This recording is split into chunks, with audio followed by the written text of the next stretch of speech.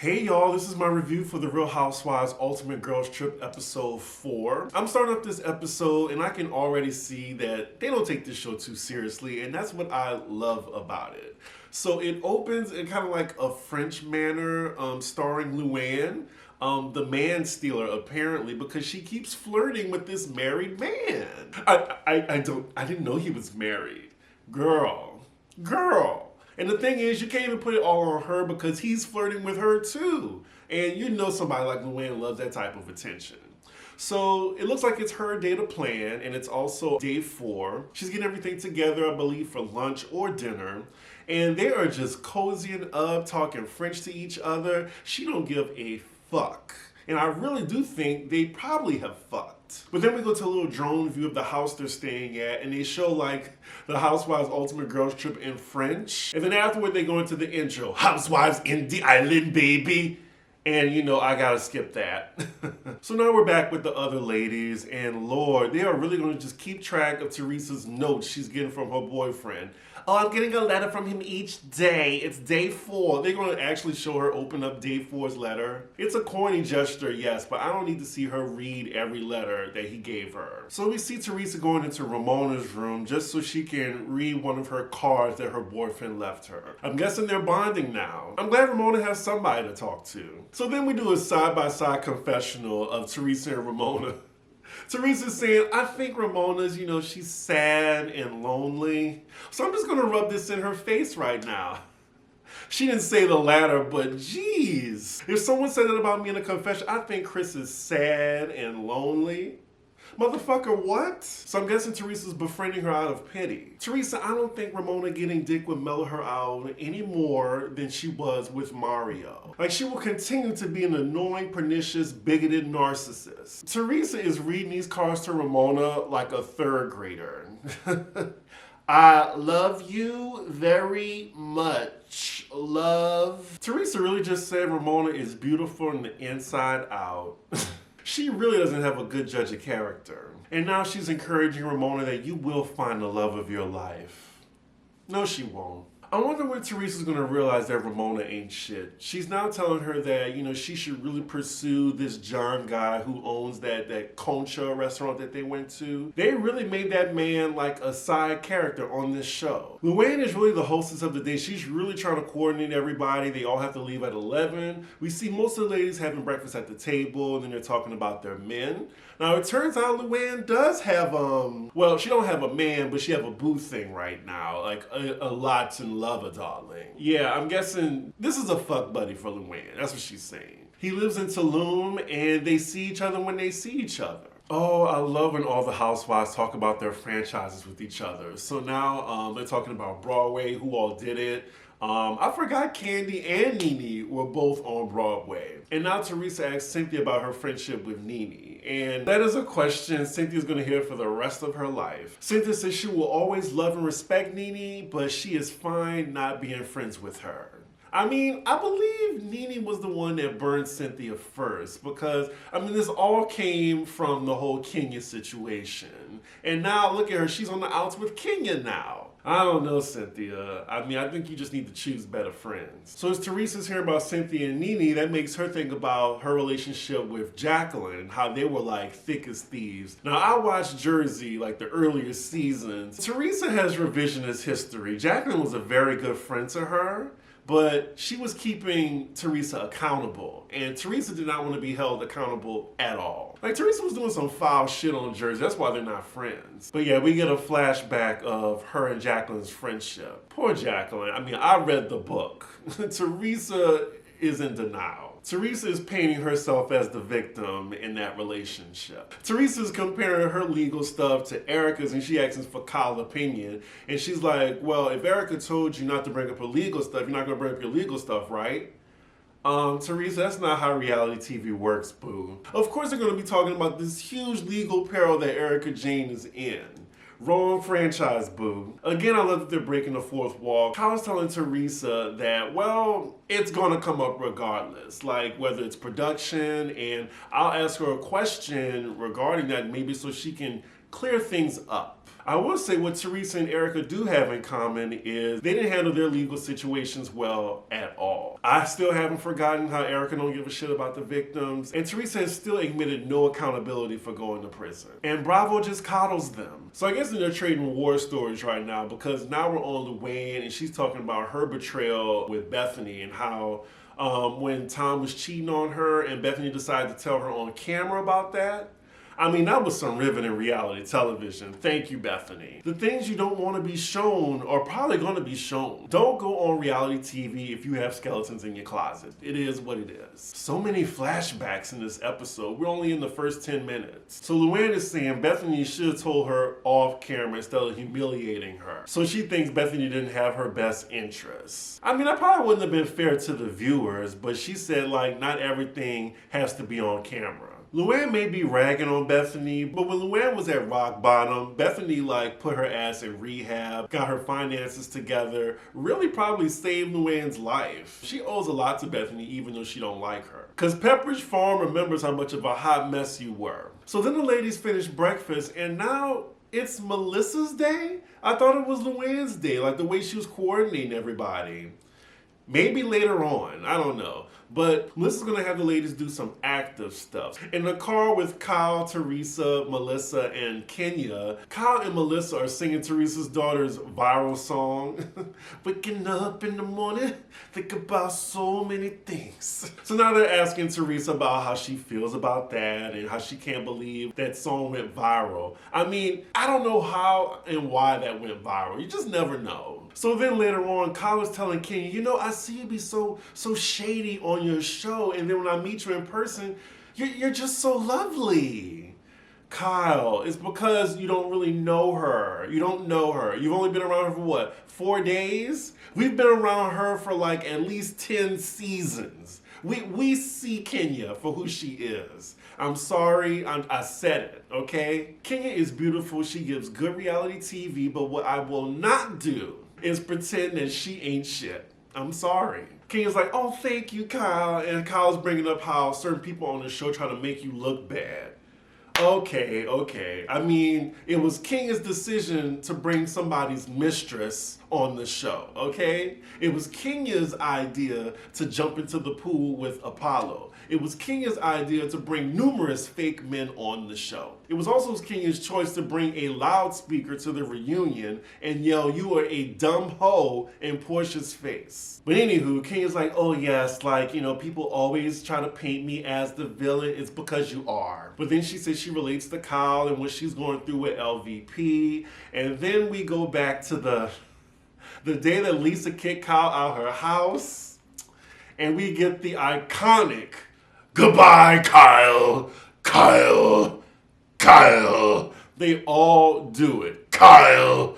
I knew y'all was gonna love this episode for me. Kyle. I have not been able to say that in so long. Kyle. Y'all gonna get it today on this episode. Kyle. Goodbye, Kyle. Okay, I gotta stop before I can't do the rest of this video. Kyle says random people will tell her that on the street. Look, y'all, I'm going to LA Tuesday.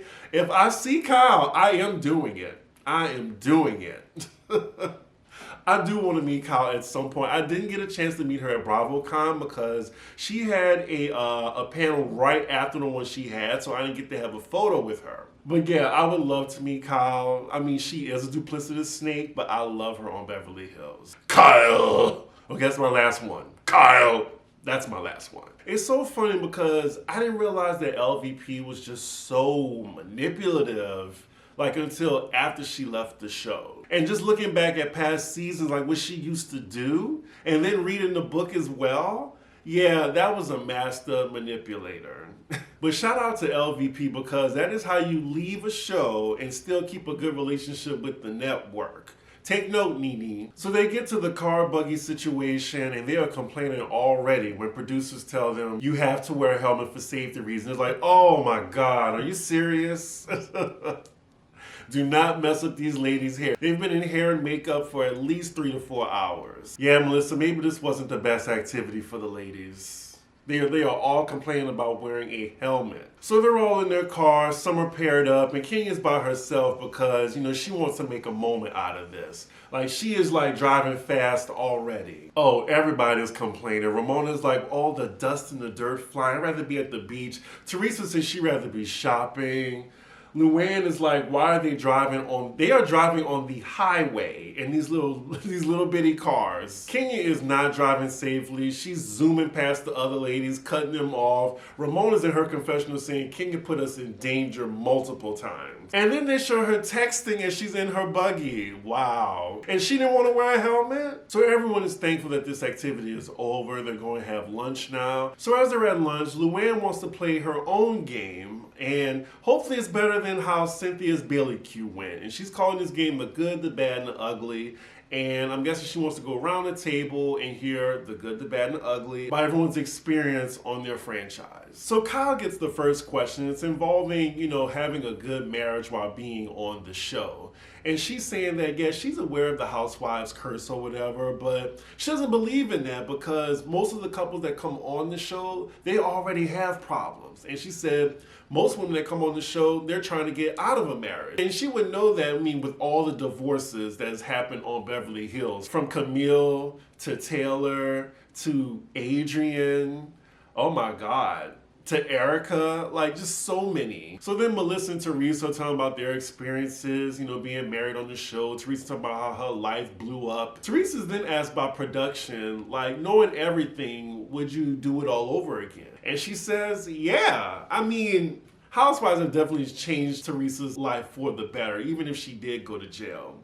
And she does say the only thing, she wished that would have changed is that she had more time with her parents. I actually like Teresa more on this show. Like, she's changed my mind more than Kenya. But I know when Jersey started again in February, like, I'm going to continue to say Teresa ain't shit. The next question goes to Cynthia, and she's talking about the perks being on the show. She's giving us a bullshit answer saying, oh, well, it's giving me the opportunity to be friends with women who I normally wouldn't be. Girl, the perks is the money. Me starting a business on the show, me getting richer, that's the perks. Ramona's question is what her kid thinks about her being on the show. She says Avery wants to be famous. I don't know, I'm weary of Avery being raised by someone like Ramona, so I don't really care. Lord, and then Kenya's question is, how has she been affected by comments on social media? And she says she tries to just ignore the comments, and there's this horrible rumor about her paying men to be on the show. Hands in the audience of who thinks Kenya paid for Walter to be on that show. I initially wouldn't think that Kenya would need to pay a man to be on the show with her, but then seeing Kenya through the seasons, I can see why. I'm sorry, I believe that she had a contractual relationship with Walter to be on this show with her. They definitely had like a business situation going on there. But she says, hand to God, she has never paid a man to be on the show. I think it's probably just semantics or something. Maybe she promised them something else, like maybe it wasn't money, and that's her little loophole with saying that, oh, I didn't pay him to be on the show. Maybe she promised him a lot by being on the show. I'm sticking to that theory. And then LuAnn rounds it out, and her question is, like, what's the worst thing happened to you on the show? And instead of her saying her arrest or falling in the bushes or being humiliated by her fiance, her husband, she gives an Ayanna answer saying like just keeping your sanity and not listening to the haters and people who covet your life. She really turning it into like an Oprah moment, and I'm glad Kyle pointed that out. So now it's later in the evening, and I swear I could have sworn in the beginning of the episode this was going to be like LuAnn's data plan. I don't know, like production, maybe it's some editing, maybe they like switching days, but it's definitely Melissa's evening, and she's planning a little slumber party situation for all the ladies. She even made custom PJs for everybody. So we see her delivering it to all the ladies' rooms, and I kid you not, all the women are getting into full glam to get into pajamas to go downstairs. So about maybe half the ladies are downstairs because no one is usually on time. So we see Kyle delivering some dresses to the other ladies' room, maybe to like bring some promotion to her fashion line. So then she gets to Kenya's room and she just hears sobbing like, like behind the door. So then Kyle goes in. She lets her know, I don't have cameras with me. And Kenya's saying she's upset, and it has to do with her divorce with Mark. So we have the cameraman just outside her door, and of course they're mic'd, so we can hear them. And she's saying, he doesn't get it. Like, just something's wrong with him. And I'm not making fun of her situation. I'm just letting y'all know how she sounds.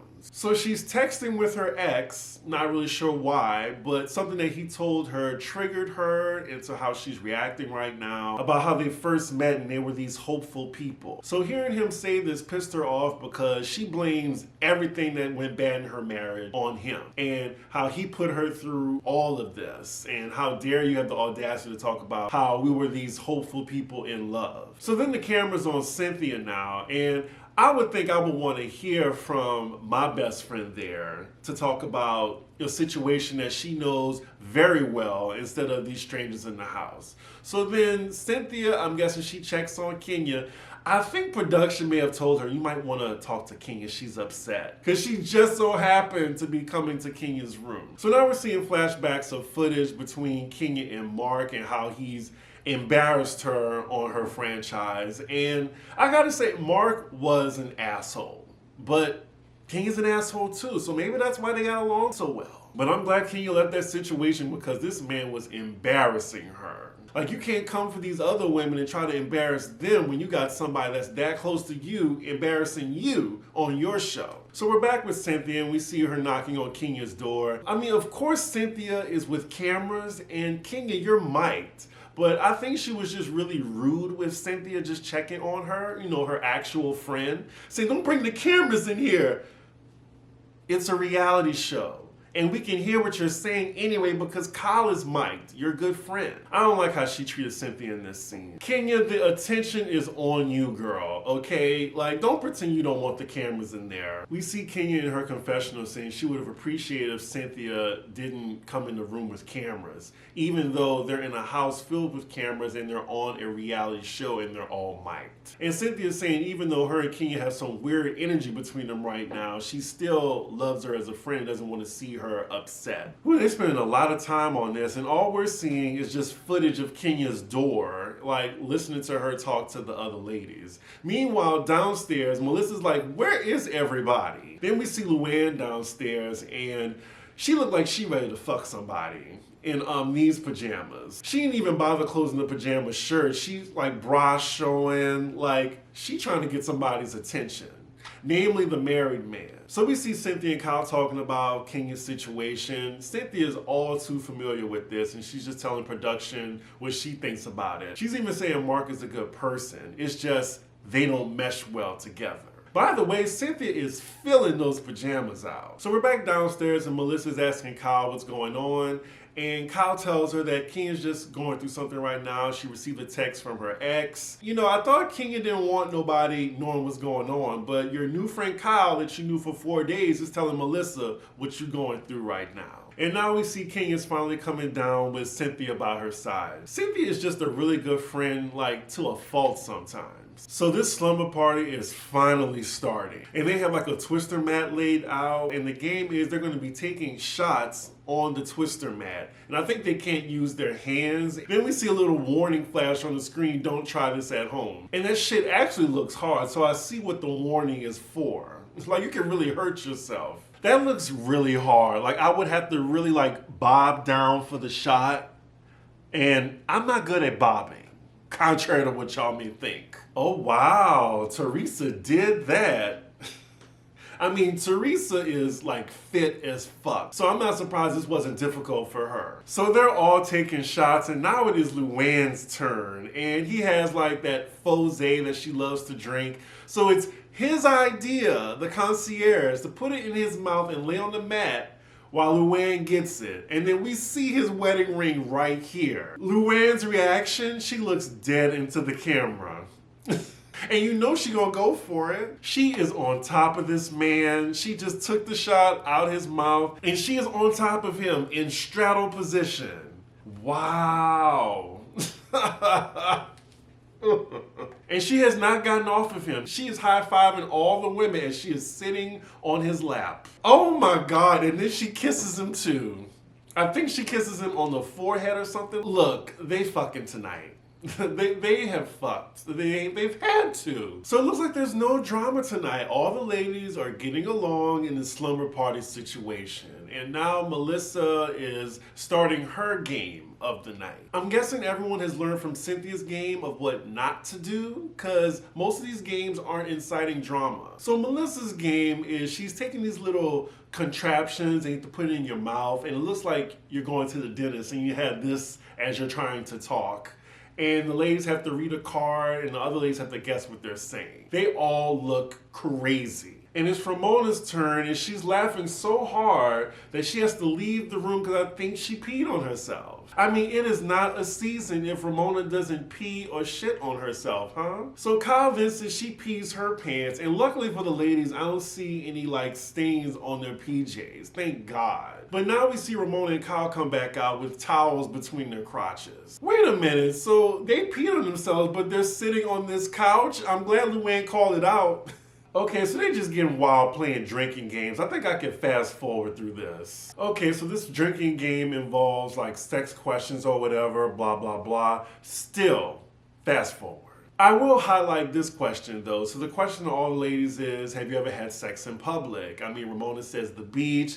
Kyle says at a black tie dinner at a table of 10 people with Mauricio. So apparently she was sitting on his lap at the table. She had a short dress on, but the front was covered, and they were just fucking at the table. Cynthia was like, I don't know what type of sex they were having, child. I mean, she couldn't have been doing a lot.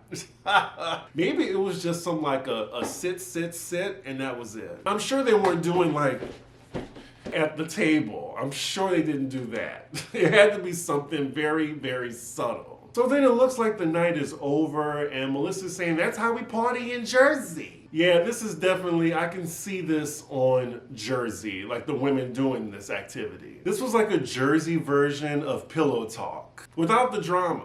Lord, and here's the Housewives After Dark. Let's see if it's worth looking at. And of course, it's Kyle. Kyle is the one that is up all night. All night.